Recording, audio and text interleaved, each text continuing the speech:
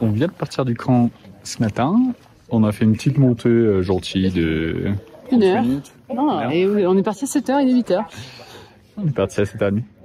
Ah ouais? Ah bah d'accord, une demi-heure. Voilà, une demi-heure de montée. Et donc aujourd'hui, ce qui est bien, c'est qu'on va visiter 2 sites archéologiques. Il y en a un 3e qui est optionnel, ou je sais pas si c'est le 2e qui est optionnel, bref. Donc ça va être cool aujourd'hui. Là, on est dans le premier. C'est une place toute ronde. Et le guide, il nous a dit d'aller dedans et d'essayer de guess ce que c'était. Donc Valentine, sa théorie, c'est que c'est pour l'astronomie. Et ma théorie à moi, c'est que c'est pour des cérémonies religieuses. On va voir qui a raison. On va voir. Alors, qui avait raison? Alors, plot twist, aucun de nous deux n'avait raison. En fait, c'était un point d'arrêt pour les coureurs, parce qu'il y a des coureurs qui portaient des messages et ils faisaient des points de relais. Donc, ils s'arrêtaient ici et le prochain qui repartait avec. Et donc, il nous a expliqué quand même pourquoi on avait fait ces erreurs. Pour ma part, je pensais que c'était un truc religieux, parce qu'il y a des petites alcôves et tout, mais en fait, la pierre ici, elle est pas polie. Et dans les temples, ils polissent la pierre, ils mettent pas de ciment au milieu, enfin, ils font un truc un peu plus stylé. Donc ça aurait pu me donner un indice. Et toi, tu pensais que c'était astrologique? Ah oui, astrologique, il a dit que c'était pas ça parce que Valentine a mal prononcé, donc il a pas du tout répondu à Valentine, mais elle avait quand même tort.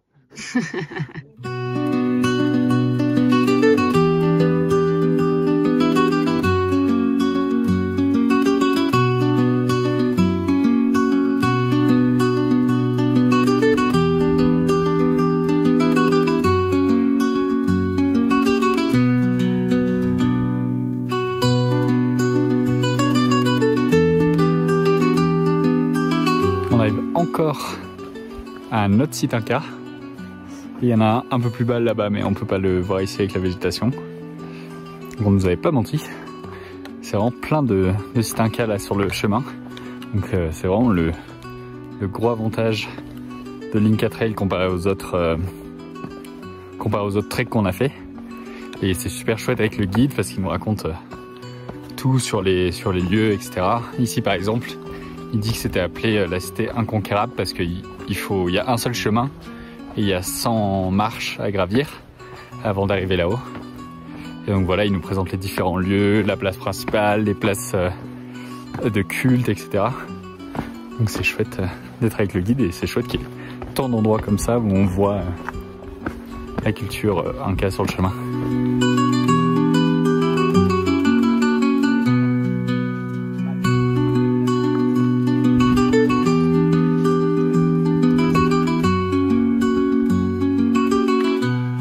Et du coup, là-bas c'est notre site archéologique. Ils pensent qu'ils stockaient des objets sacrés parce qu'il y a 3 pièces et que le chiffre 3 il est très important dans la culture Inca. Il représente par exemple les 3 animaux sacrés, le puma, le serpent et le condor. Il y a plein d'autres significations autour du chiffre 3.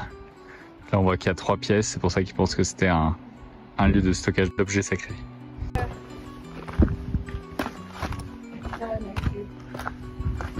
On va raconter des petites histoires déjà. Qu'est-ce que tu penses de ce site? Bah, il est super beau, franchement. On trouve que tous les sites qu'on a vus sont super bien conservés. Ouais. C'est sur le chemin Inca, tu veux dire? Oui, c'est sur le chemin Inca, mais même à Choquequirao, tu vois. Ouais, c'est vrai. Je trouve que globalement, les sites Inca sont vraiment bien préservés, surtout ceux qui sont au cœur de la montagne. Et là, ce que nous disait notre guide Eddie, c'est que, en fait, ce chemin n'a pas été trouvé par les Espagnols au moment où ils sont arrivés et qu'ils ont exterminé tout le monde. Ils n'ont pas du tout trouvé ça, donc peut-être que ça participe aussi au fait que ce soit mieux préservé. Je sais pas.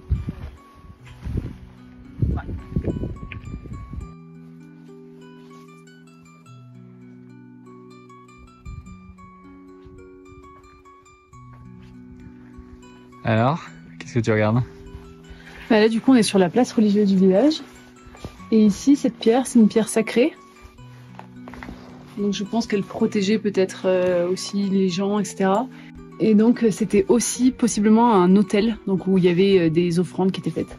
Donc j'imagine que c'est peut-être là-haut qu'il y avait les offrandes qui étaient faites. Peut-être. Voilà. Elle est super grande. Ouais. Ils vénéraient la nature, donc on avait déjà vu dans d'autres sites qu'il y avait des grosses pierres comme ça qui faisaient partie de la place centrale où il y avait des religieuses. Et ce qui est pas mal aussi, c'est que du coup, là, on est donc sur la place religieuse et il y a toutes les montagnes autour qui vénéraient. Je pense que pour faire leurs offrandes, ça devait être pas mal, quoi. De l'autre côté de la pierre dont je viens de parler. Et en fait, je pense que l'autel, au final, c'était là. Elle est encore plus belle de ce côté.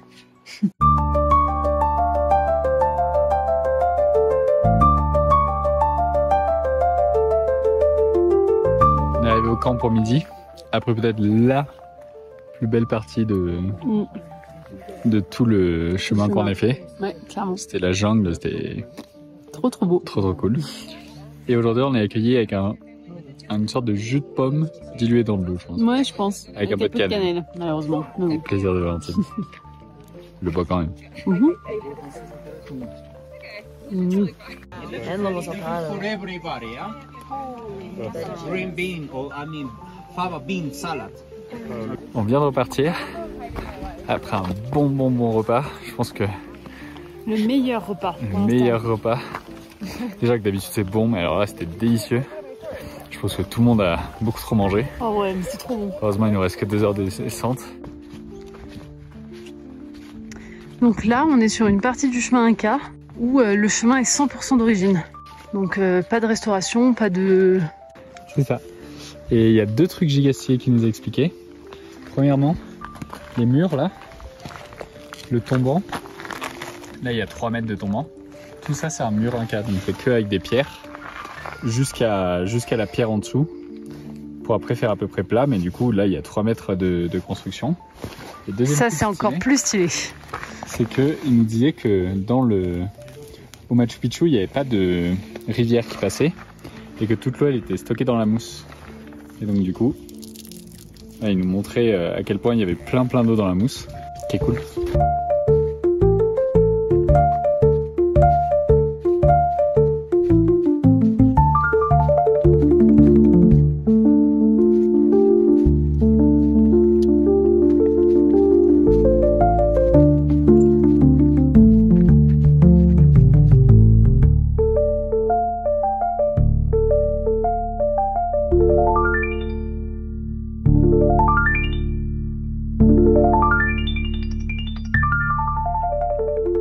Revenant au camp, on a trouvé des petits visiteurs.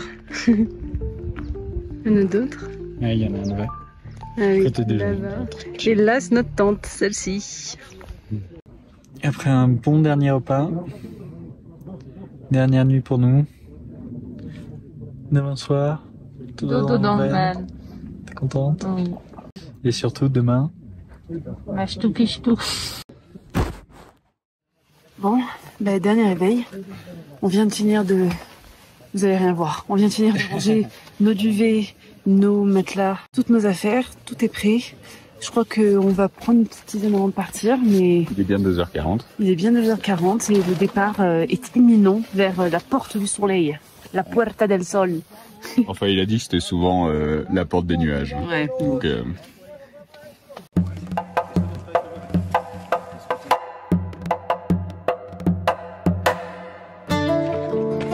On a augmenté le rythme parce que là on doit être rapidement au Machu Picchu parce que comme nous on fait une activité optionnelle et que on doit y être à 10h, ils ont séparé le groupe en 2, donc nous on est avec le groupe le plus rapide pour arriver en premier. Donc là c'est cool, ça avance bien. Je crois que tout le monde est un peu pressé, mais au moins on arrivera à l'heure. La météo s'est levée de ouf, donc c'est trop cool. Normalement on aura une belle vue sur le Machu Picchu en arrivant, donc ça va être trop bien. Et là, on a eu notre première vue sur la montagne du Machu Picchu. Le Machu Picchu, on lui a donné le nom de la montagne sur laquelle il était. Et donc là, juste là-bas derrière, c'est la montagne du Machu Picchu. Donc voilà, encore, si on marche comme ça, je pense 1 heure de marche et on devrait y être.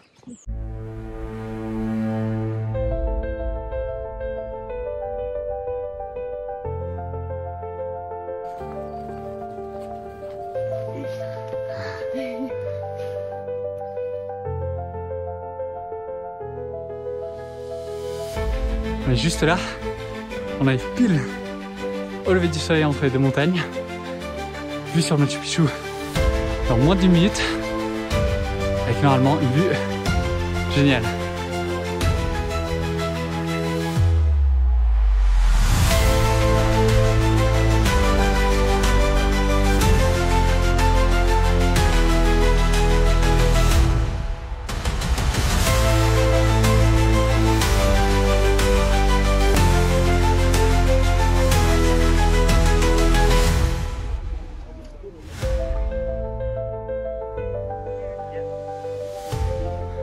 valait le coup?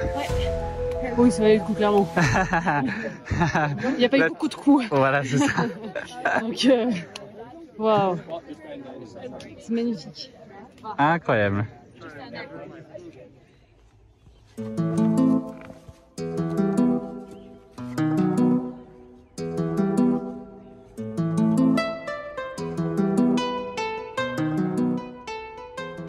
Alors on entend de l'eau là dans la montagne et le guide nous a expliqué qu'ils avaient fait des systèmes d'irrigation souterrains et que du coup des fois on voyait pas du tout l'eau passer, qu'on l'entendait juste et qu'on la voyait surgir après dans le Machu Picchu. Mais là, plot twist, c'est 100% un tuyau. Parce qu'il nous a raconté une autre histoire, c'est que juste en dessous du Machu Picchu, il y a un hôtel de luxe illégal qui a fait une dérivation de la rivière en haut pour avoir de l'eau pour les riches. C'est cool hein? Alors? Incroyable. Franchement, alors... Gigantesque, ouais. La montagne derrière qu'on voit là-bas. Magnifique. Que Valentine nous a pris en option pour gravir. Le genou pour être content.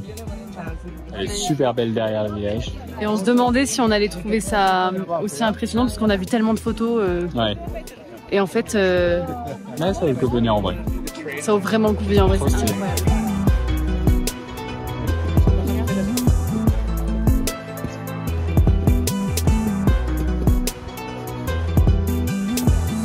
Bon, en fait, on est arrivé dans le Machu Picchu, mais pour vraiment l'entrée officielle, on est obligé de ressortir.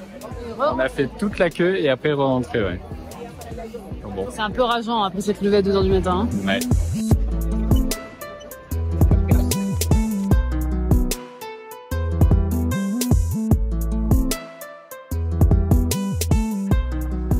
Là, on voit des toits en chaume. C'est la première fois qu'on en voit parce qu'en fait, ils se sont tous effondrés. Ça, c'est juste des reconstructions.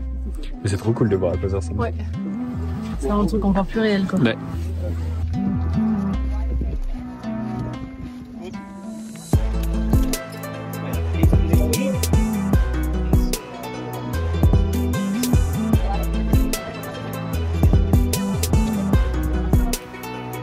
Et on est parti après avoir visité tout le site avec le guide. Il nous a donné encore plein d'explications, c'était trop bien. On est parti pour faire la petite marche au tunnel que nous a prévu Valentine. Pour l'instant on est en bas. Elle est déjà trop fatiguée pour faire une facecam. Je vous montrerai sa tête en haut mais on n'y est pas encore. C'est tout là.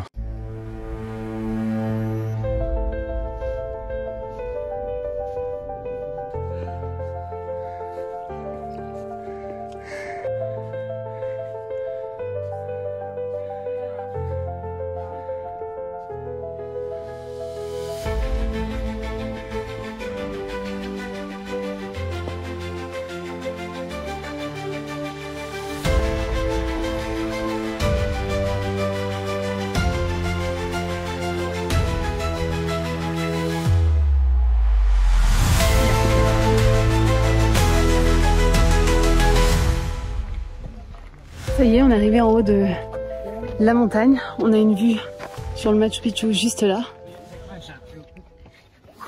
C'était un peu challenging. Hein. Je crois que c'était le truc le plus challenging finalement de ces 4 jours. Mais bien content d'être en haut. Ça fait un autre point de vue. C'est moins impressionnant, je pense, qu'en bas. Ouais, je pense que le meilleur point de vue, c'est là où on est arrivé. Ouais. Et du coup, ici, c'était une montagne à vocation religieuse, il me semble, c'est ça qu'on nous a dit? Astronomique. Astronomique. Et fun fact, c'était pas que les hommes qui étaient astronomes. Chez les Incas, c'était aussi les femmes. Ouais, pour une fois qu'elle savait pas qu'à faire la cuisine. C'est ça. Elle servait aussi à faire la cuisine. Oui, bien sûr.